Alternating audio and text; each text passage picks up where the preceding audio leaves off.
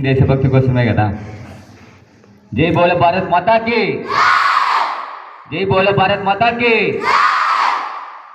రియల్గా చెప్తున్నాను, మనకు వారానికి ఒకరోజు సెలవు వస్తుంది. ఈరోజు ఎంతమంది వస్తారని నేనైతే ఎక్స్పెక్ట్ చేయలే.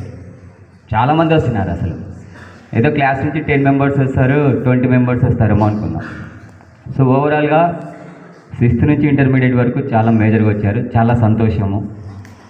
అయితే ఈరోజు వేదికను అలంకరించినటువంటి విద్యా కమిటీ చైర్మన్ వీరన్న గారికి, అదేవిధంగా రామ్మోహన్ అన్న గారికి, ముషిన్ బాషా గారికి, ఈనాటి కార్యక్రమానికి ముఖ్య అతిథిగా వచ్చేసినటువంటి ఆర్మీ జవాన్ అయినటువంటి వెంకటరమణ సార్ గారికి, అదేవిధంగా మన ఆదర్శ పాఠశాలలో విద్యారంగంలో ఎన్నో సంస్కరణలు, పలు విప్లవాత్మకమైనటువంటి మార్పులు తీసుకొచ్చిన గౌరవనీయులైనటువంటి ప్రిన్సిపల్ నాగరాజేంద్ర సార్ గారికి,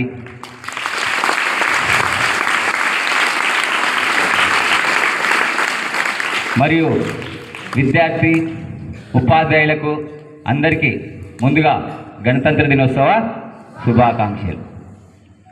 అయితే ఈ గణతంత్ర దినోత్సవానికి క్రీడా పోటీలు ఏర్పాటు చేయడం జరిగింది. అయితే ఆల్ క్లాసెస్కి జరపాలని అనుకున్నాము. 6th నుంచి ఇంటర్మీడియట్ వరకు కూడా జరపాలని అనుకున్నాము.